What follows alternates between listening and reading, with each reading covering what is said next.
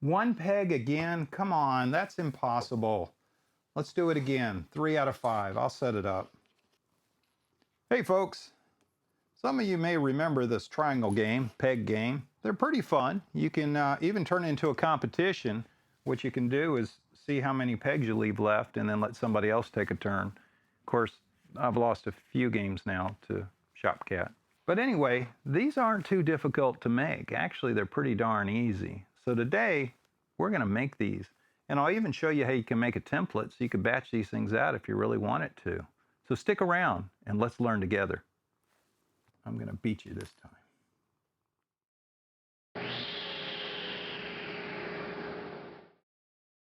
The first thing I'm doing is finding a scrap piece of plywood. Now, I'm using this as a template.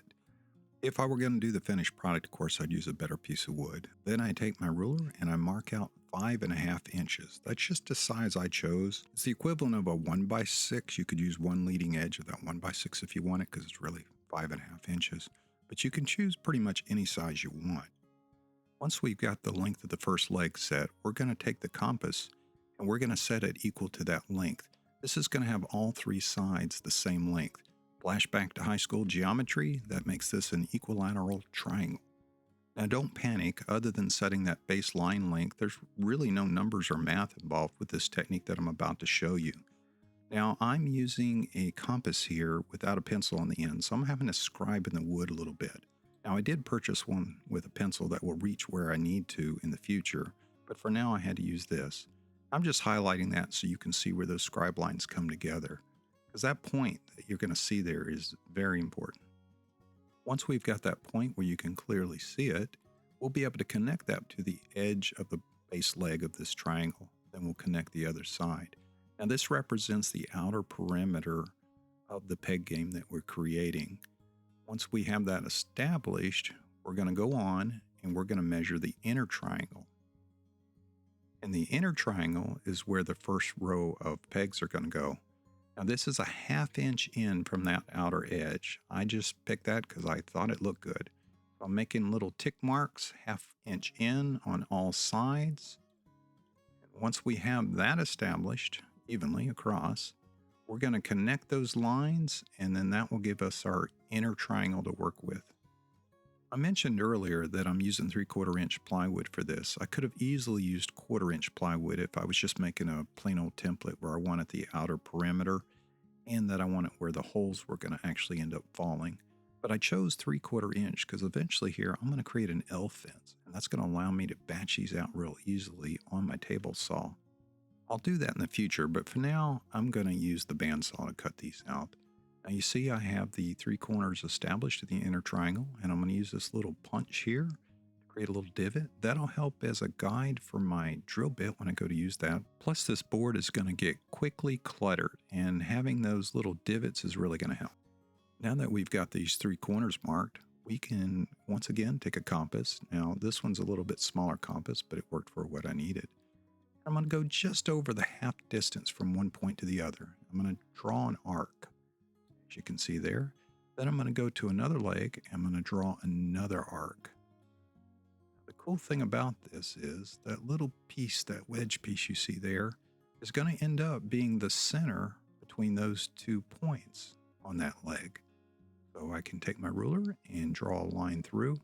In this case, I'm going to draw the line all the way from the base to the top because I'm going to use that line for other things in the future.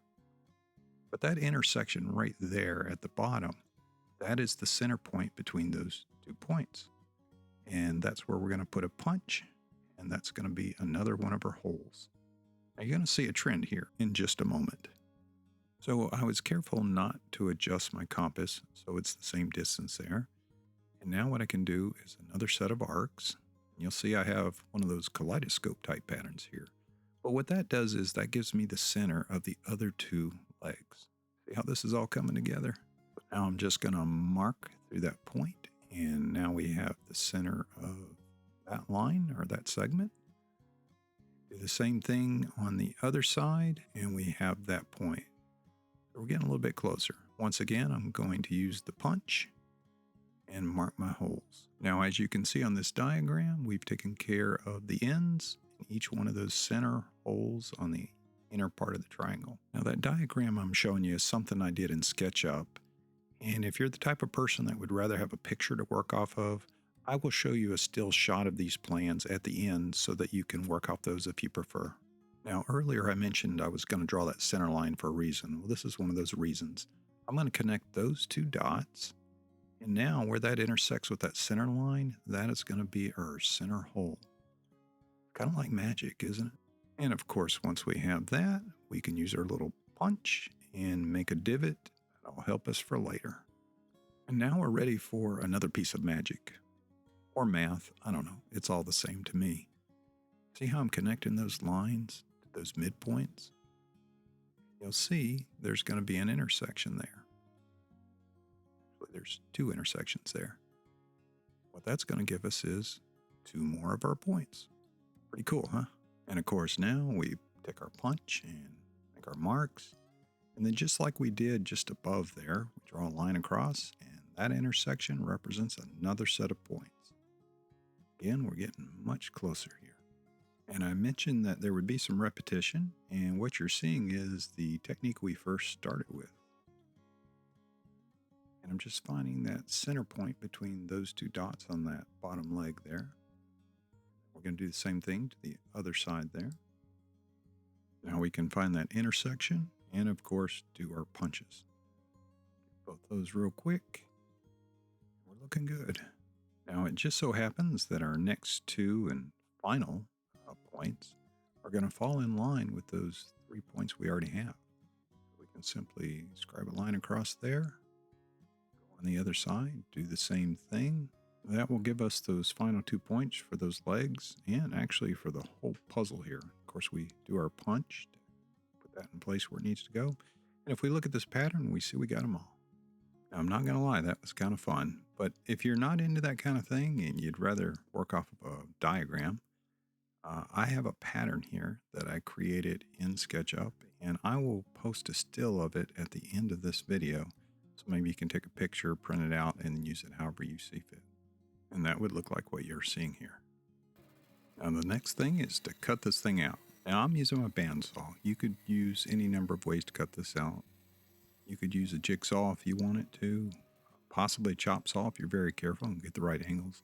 Speaking of which, this is a 60-degree angle. So if you're working with fences and you're trying to get the right angle to start this cut, make sure it's 60 degrees.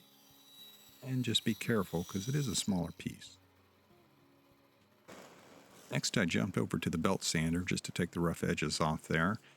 It's a template, but we don't want any rough pieces sticking out. Now, you don't need a belt sander to do this. You could use a hand sander. You could use a block of wood with a sheet of sandpaper. That would all work.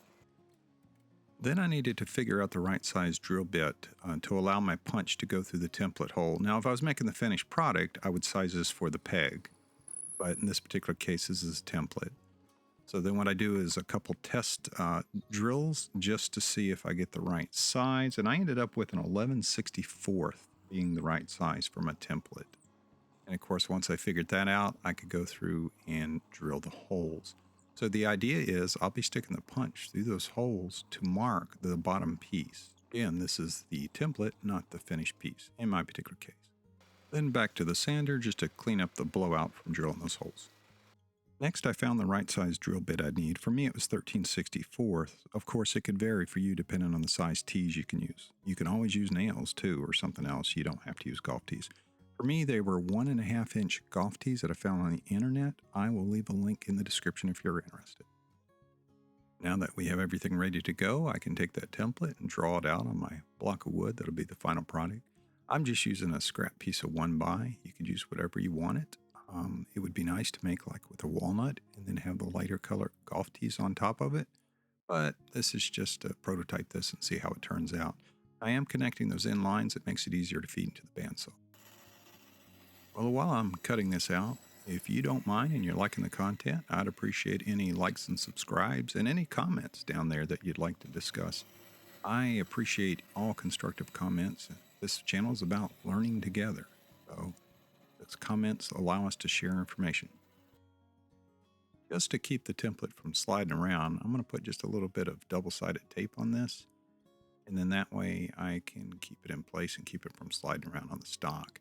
Then I'm going to use my punch and punch all those holes, which makes this kind of nice and easy. You can see how having a template is a nice thing. Once I get that separated, get that double-sided tape off there, I just took my pencil and highlight the holes so that they were just a little bit easier to see. Now back to the drill press to drill these holes. Now keep in mind, you don't have to have a drill press. You can use a regular drill to do these. The key is don't drill all the way through on the final product. On the template, yes, but on the final product, no. And I actually used the little stop on the drill press so that I knew how deep to go so that it wouldn't go all the way through. If you don't have that and you're using just a drill, maybe put a little piece of painter's tape on the drill bit so you know how deep to go with that. And now back for a bit more sanding. Of course, this is the final product, so you don't want any rough edges there. I want to make sure I get everything.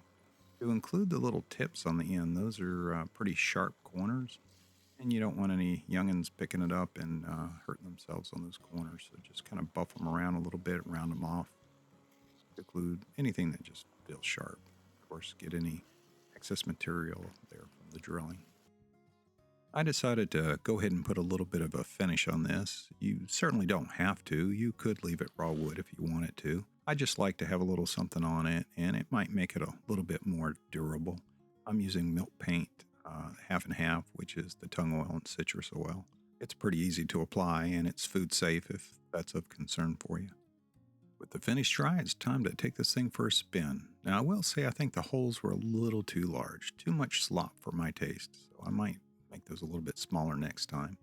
But overall, this worked well and was quick and easy. And if you don't go through the template process, you can cut this work time in half. Once you have a template, though, you can make a bunch. And here's a picture of the finished product. Again, that would have been nice and walnut.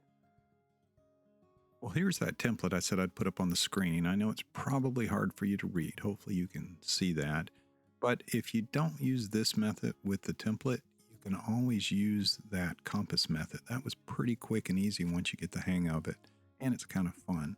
Now I need to go see if I can win against Shopcat. I think he's taunting me. We may have to go for best of 7 series. Thanks for watching.